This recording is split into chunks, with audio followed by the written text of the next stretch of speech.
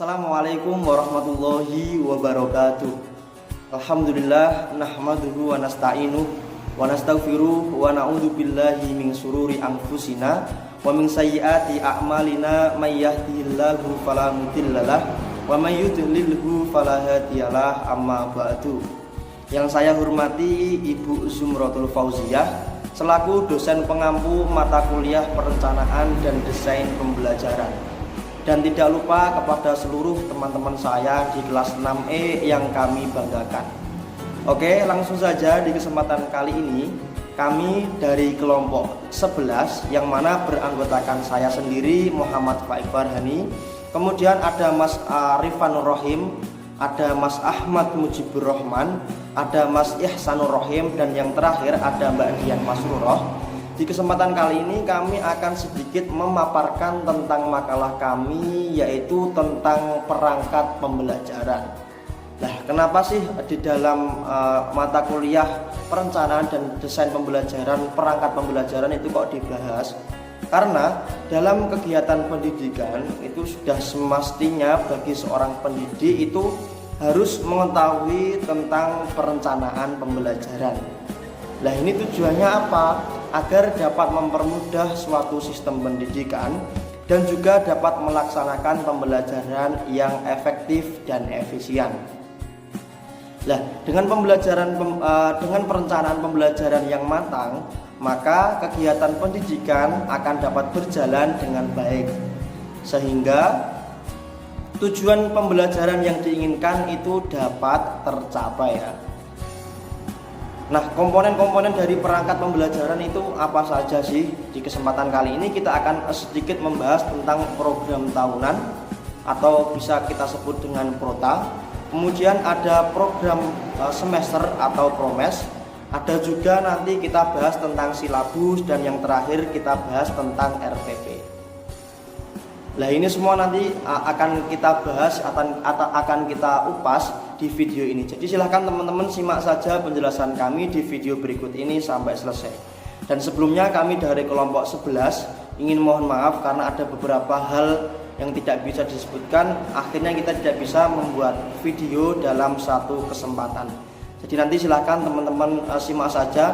Meskipun kurang maksimal, kami akan mencoba sebaik mungkin ya. Terima kasih untuk Mas Faik kami sampaikan selaku moderator dari kelompok kami.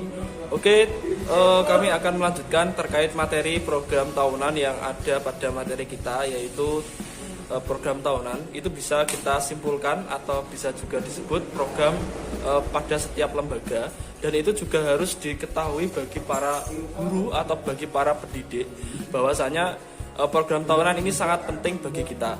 Maksudnya program tahunan ini kita jalankan agar supaya atau kita mulai sebelum program tahunan itu terjadi kan. Jadi misalnya kita sebagai guru atau sebagai pendidik, kita itu benar-benar harus menyiapkan program tahunan tersebut.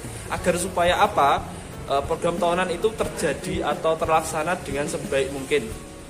Atau program tahunan itu bisa juga disebut dengan KD atau juga SK ya kalian juga paling tahu terkait dengan SK, kemudian juga ada KD. Nah, itu kalian juga harus tahu terkait materi-materi yang akan kalian sampaikan kepada para pendidik, para peserta didik.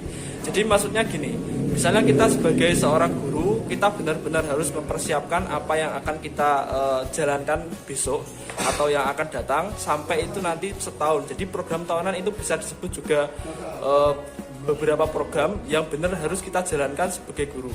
Jadi seorang pendidik benar-benar harus menyiapkan program tersebut terkait beberapa materi, kemudian juga terkait dengan sesuatu kegiatan ya. Misalnya ada kelas meeting, misalnya ada beberapa haflah akhir sana. Nah, itu kan termasuk program tahunan. Nah, itu kita jalankan. Kemudian ada namanya pemilihan OSIS atau pemilihan OSPA, nah itu juga terkait dengan program tahunan. Program tahunan juga bisa diartikan sebagai pembelajaran atau setiap guru itu mengalokasikan. Maksudnya mengalokasikan waktu itu ya kita benar-benar menyiapkan waktu khusus untuk menyiapkan program tahunan tersebut. Ya mungkin kita adakan seperti kumpulan, kemudian juga ada pertemuan antara guru Dan itu juga bisa kita gunakan sebagai kegiatan untuk membentuk program tahunan yang lebih baik. Jadi misalnya kita sebagai guru atau sebagai pendidik itu juga harus punya program. Misalnya kita mau mengajar pelajaran bahasa Arab. Nah, misalnya kita mau masuk ke suatu kelas besoknya lagi. Nah, itu paling tidak kita itu harus punya persiapan, atau kalau dalam bahasa Arab itu i'dad, atau namanya itu permulaan. Maksudnya persiapan lah. Nah, itu kita harus benar-benar pokoknya kita siapkan. Jadi setiap sesuatu itu harus kita siapkan terlebih dahulu agar supaya nanti sesuatu tersebut itu maksimal. Jadi apa yang kita sampaikan, apa yang kita inginkan itu tersampaikan dengan lancar, dengan baik kepada para peserta didik. Jadi seperti itu terkait program tahunan. Jadi misalnya kita sebagai seorang pendidik itu benar-benar harus mewanti-wanti terkait program ini. Dan juga memang program ini program tahunan seperti program seperti haflah, seperti mungkin ada acara kelas meeting ataupun acara-acara kecil-kecilan ya. Nah, itu kita harus benar-benar memperhatikan, dan juga kita bisa mengadakan perkumpulan dari para setiap guru. Ya mungkin cukup itu untuk terkait program tahunan yang saya sampaikan. Kami kembalikan lagi kepada Mas Faik. Ya, terima kasih Mas Faik atas waktu yang telah diberikan kepada saya. Mohon maaf.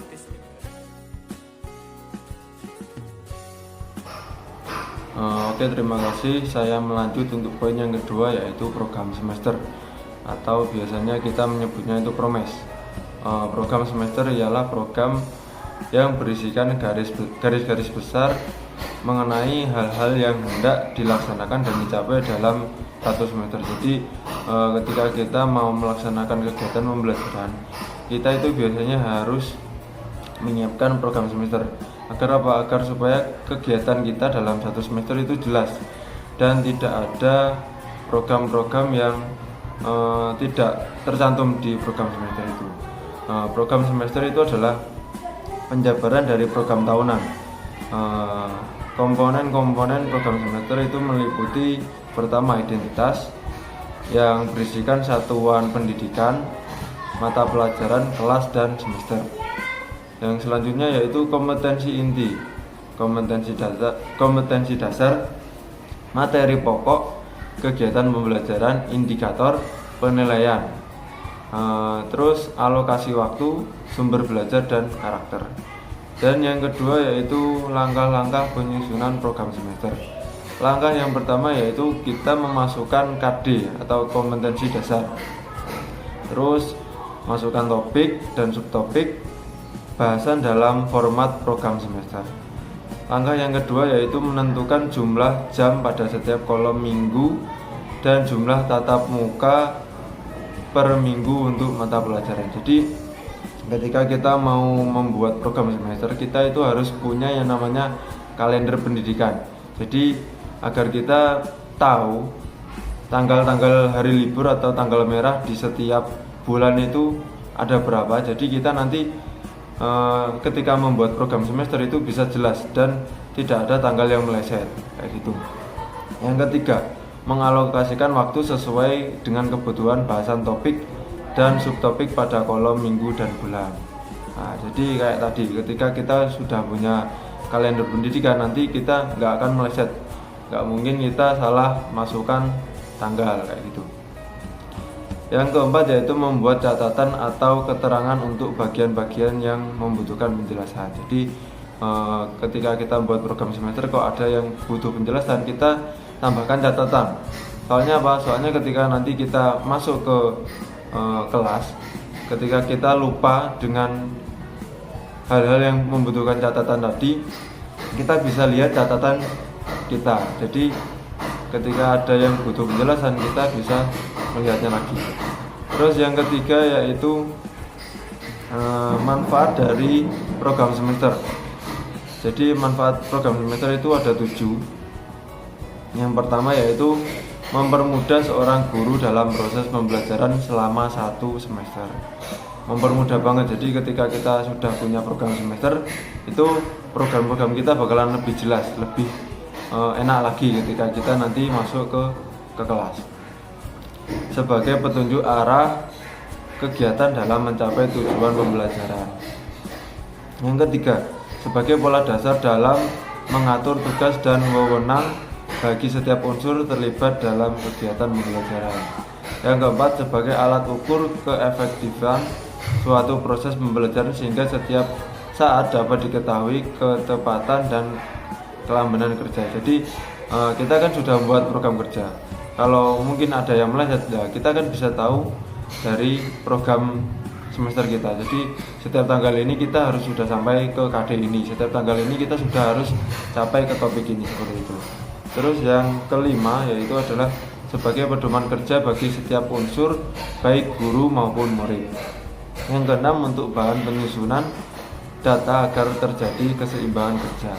Yang ketujuh, untuk menghemat waktu, tenaga, alat-alat, dan biaya. Jadi ketika kita nanti membuat program semester itu kita bakalan sudah menyiapkan semua kebutuhan kita. Jadi kebutuhan waktu, kebutuhan tenaga, alat-alat kita sudah tahu semua. Jadi bisa lebih memanage waktu kita, tenaga, dan biaya semuanya. Nah, mungkin cukup itu dari saya, kurang lebihnya saya ucapkan terima kasih. Bismillahirrahmanirrahim. Assalamualaikum warahmatullahi wabarakatuh. Baik, saya di sini akan melanjutkan materi selanjutnya, yaitu yang D tentang silabus ya. Di sini yang pertama yang dibahas di silabus yaitu yang nomor 1 atau yang pertama yaitu pengertian tentang silabus ya. Pengertian silabus adalah rencana pembelajaran pada mata pelajaran atau tema tertentu yang mencakup kompetensi inti, kompetensi dasar, materi pembelajaran, terus kegiatan pembelajaran, indikator pencapaian, penilaian, alokasi waktu, dan sumber belajar. Nah, itu adalah pengertian dari silabus ya. Jadi silabus itu mencakup beberapa rencana pembelajaran. Itu pengertian dari silabus. Ya, sedangkan silabus sendiri itu berfungsi ya untuk mengetahui kemajuan belajar siswa ya, mendiagnosis kesulitan belajar, memberikan umpan balik, melakukan perbaikan, motivasi guru agar lebih baik dalam mengajar ya, dan memotivasi untuk belajar lebih baik lagi. Nah, itu fungsinya dari silabus. Nah, dapat dipahami ya teman-teman, yaitu tentang pengertian silabus dan fungsi silabus. Ya, untuk selanjutnya yaitu yang kedua yaitu pengembangan silabus. Untuk pengembangan silabus ya, dalam pengembangannya itu dapat dilakukan oleh yang pertama yaitu guru ya. Guru sebagai tenaga profesional yang memiliki tanggung jawab langsung terhadap kemajuan belajar siswa ya, jadi seorang guru itu diharapkan mampu mengembangkan silabus sesuai dengan kompetensi mengajarnya secara mandiri. Nah, tuh yang kedua yaitu kelompok guru ya. Apabila guru kelas atau guru mata pelajaran ya, karena sesuatu hal atau belum dapat mengembangkan silabus secara mandiri, itu maka pihak sekolahan dapat membantu atau mengusahakan untuk membentuk kelompok guru ya, membentuk kelompok guru kelas atau guru mata pelajaran untuk mengembangkan silabus yang akan dipergunakan oleh sekolah tersebut. Nah, itu kelompok guru. Jadi ketika sekolahan ketika guru kelas atau guru mata pelajaran itu belum mampu menguasai silabus ya, jadi pihak sekolahan itu harus bisa memberi atau mengusahakan ya, membuat kelompok guru untuk mengembangkan silabus tersebut agar supaya sekolahan tersebut dapat maju atau berkembang ya. Itu yang kedua. Untuk selanjutnya yaitu MGMP tadi, yaitu musyawarah guru mata pelajaran itu ya. Biasanya kalau sekolah yang belum mengembangkan silabus secara mandiri ya, sebaiknya itu bergabung dengan sekolah lain melalui forum MGMP atau PKG ya, untuk bersama-sama mengembangkan silabus yang akan digunakan oleh sekolah-sekolah dalam lingkup MGMP. Itu yang ketiga. Itu yang selanjutnya yaitu apa? Yang selanjutnya yaitu Dinas Pendidikan ya. Dinas Pendidikan setempat dapat memfasilitasi penyusunan silabus dengan membentuk sebuah tim yang terdiri dari para guru yang berpengalaman di bidangnya masing-masing. Contohnya misalkan yang berpengalaman dalam bahasa Arab ya, terus yang berpengalaman dalam materi-materi yang lainnya ya, fikih, bahasa Jawa dan lain-lain. Nah, itu membentuk sebuah tim. Nah, itu dari Dinas Pendidikan ya. Jadi untuk pengembangan silabus itu bisa atau dapat dilakukan oleh guru ya, terus kelompok guru, terus kelompok MGMP atau PKG ya, dan yang terakhir yaitu Dinas Pendidikan. Nah, untuk yang selanjutnya yaitu tentang prinsip pengembangan silabus. Nah, jadi selain pengertian terus pengembangan, di sini juga ada prinsip-prinsip dalam pengembangan silabus. Dalam pengembangan silabus harus memegang prinsip-prinsip sebagai berikut ya. Yang pertama yaitu ilmiah, yang kedua yaitu relevan, dan yang ketiga sistematis, dan yang keempat yaitu konsisten, selanjutnya memadai, yang keenam yaitu aktual dan kontekstual, yang ketujuh fleksibel, yang kedelapan yaitu menyeluruh, dan yang terakhir di sini ada desentralistik ya. Tuh. Untuk secara ilmiah di sini ya saya kembalikan lagi ke prinsip-prinsip yang pertama yaitu ilmiah. Ya, ilmiah di sini keseluruhan materi dan kegiatan yang menjadi muatan dalam silabus itu harus benar dan dapat dipertanggungjawabkan secara keilmuannya, itu secara ilmiah. Nah, secara yang kedua yaitu relevan. Di sini untuk relevan itu cakupannya tingkat kesukaran dan urutan penyajian materi dalam silabus itu sesuai dengan tingkat perkembangan fisik, intelektual, sosial, emosional, dan spiritual peserta didik.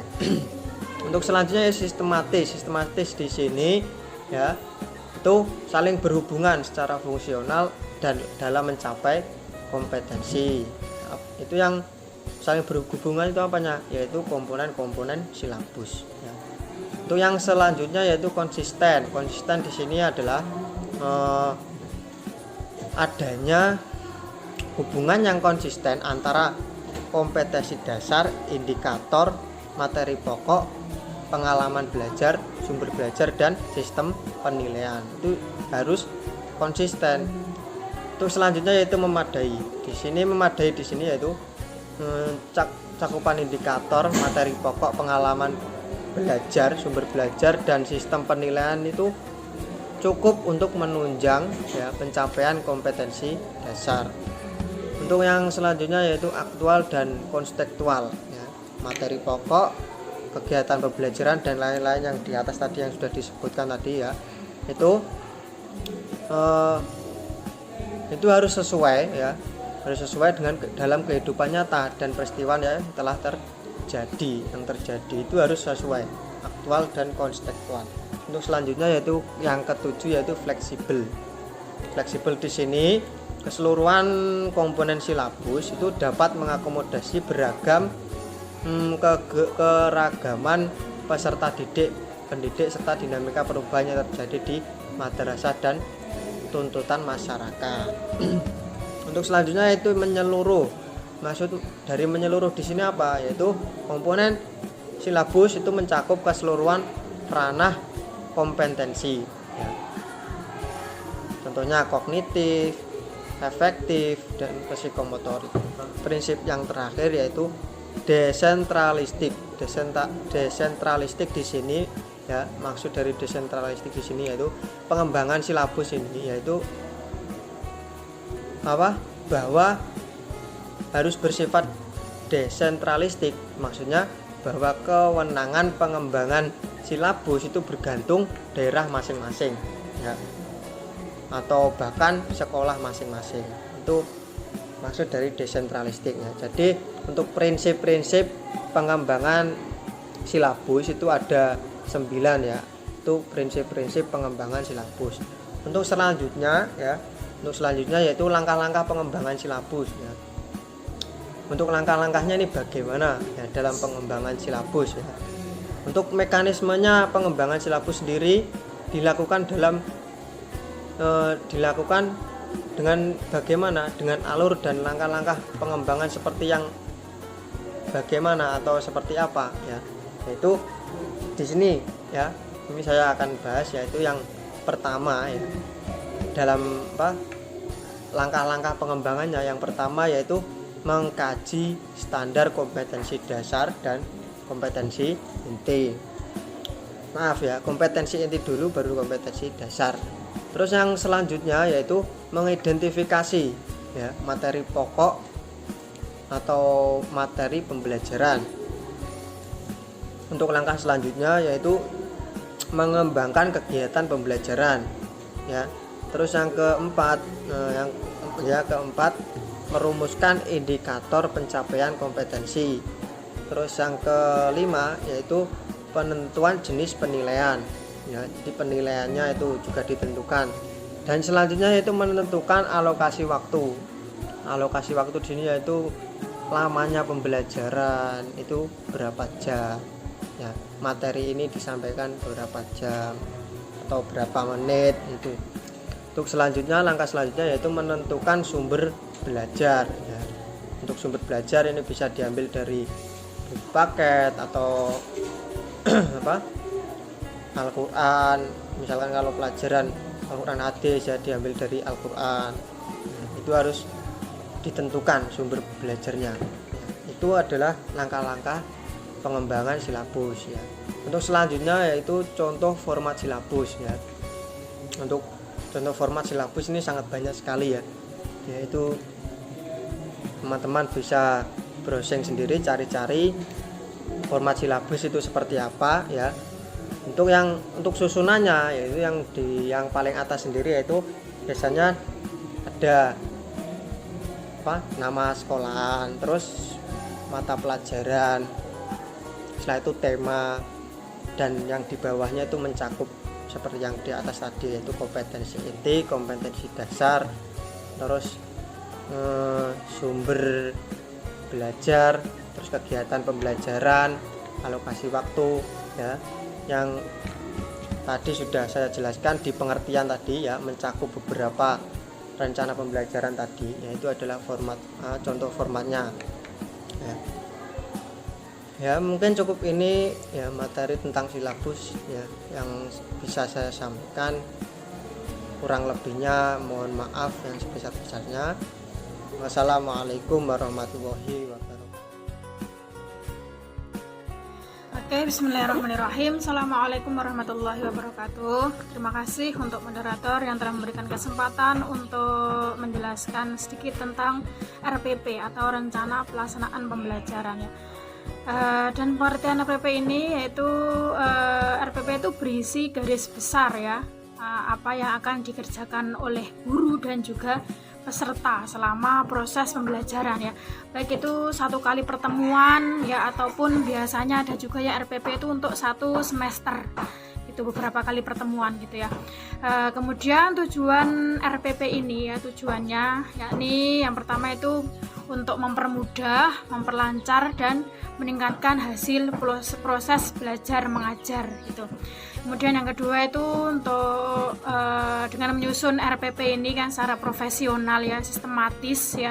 Itu kan nanti guru itu kan nanti bisa melihat, mengamati dan juga menganalisis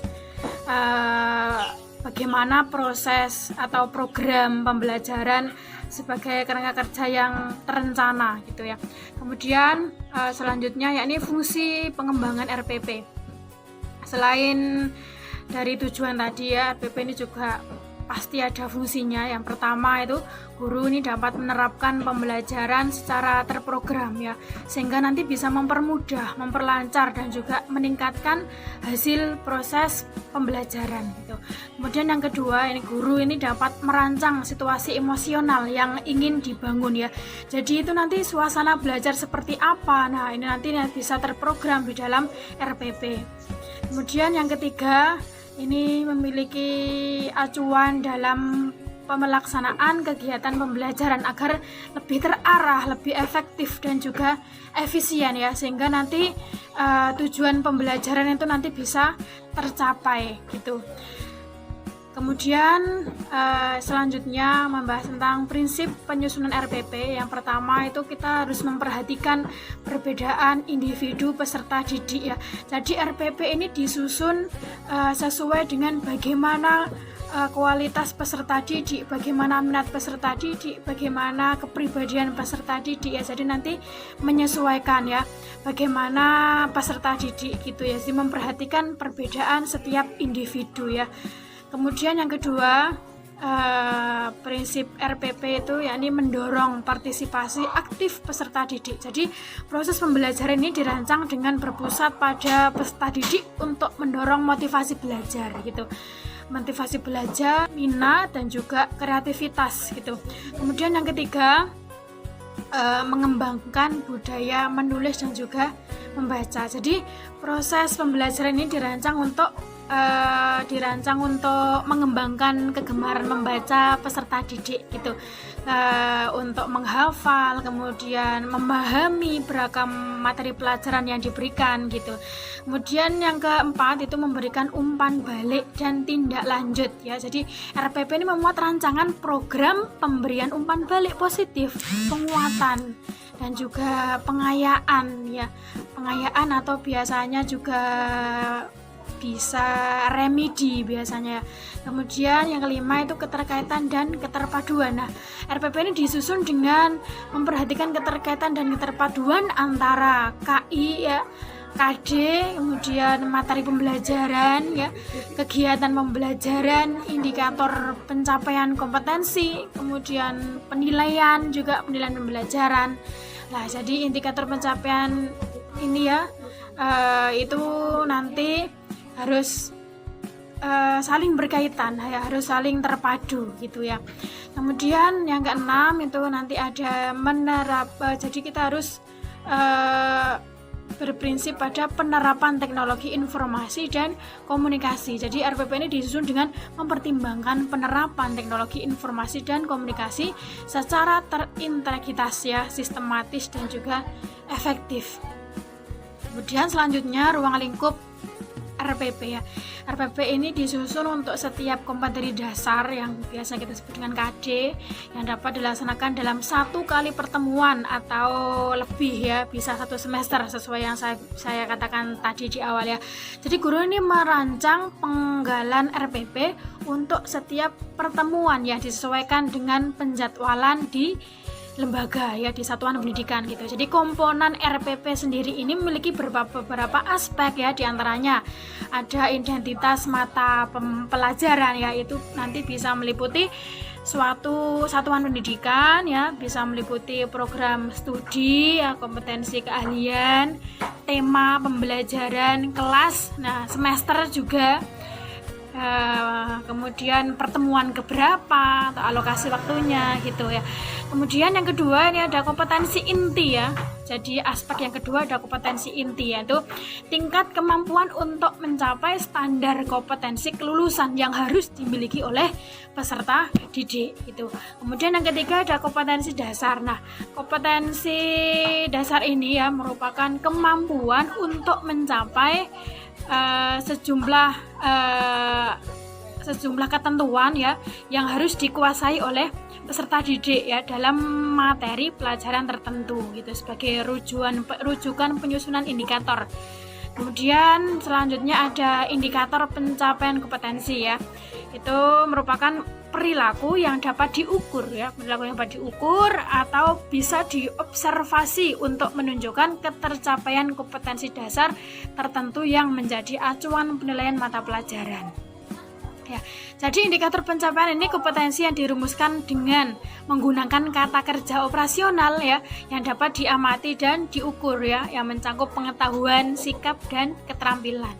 Kemudian selanjutnya ada tujuan pembelajaran. Nah, ini menggambarkan proses dan hasil belajar yang diharapkan seorang guru agar supaya peserta didik ini bisa mencapai apa yang diinginkan oleh gurunya ya.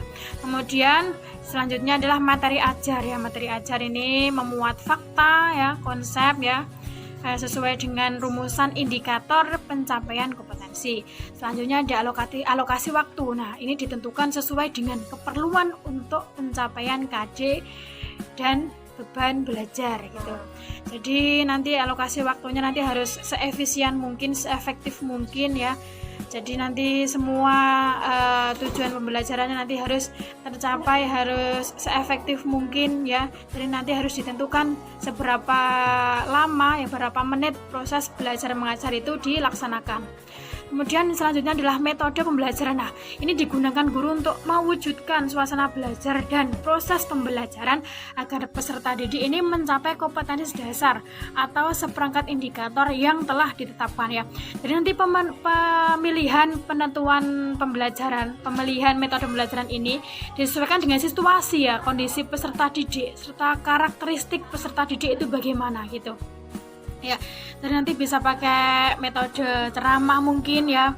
Metode ceramah apabila nanti kok metode ceramah peserta didik sudah merasa jenuh dan lain sebagainya, nanti bisa ganti metode ya, menyesuaikan bagaimana kondisi peserta didik agar supaya peserta didik nanti mampu memahami materi secara 100% ya, dan nanti mampu memahami materi secara 100% ya, dan nanti peserta didik tidak merasakan jenuh pada saat kita proses belajar mengajar ya. Kemudian selanjutnya ada kegiatan pembelajaran. Nah, kegiatan pembelajaran ini ya bisa dimulai biasanya pembukaan meliputi salam ya, salam, kemudian absensi, kemudian menanyakan kabar, atau bisa juga biasanya kita menanyakan pelajaran yang lalu agar supaya sebelum kita menambahkan materi ini peserta didik masih menyimpan memori mengenai pembelajaran yang lalu, sehingga pembelajaran yang lalu ini tidak terlupakan gitu.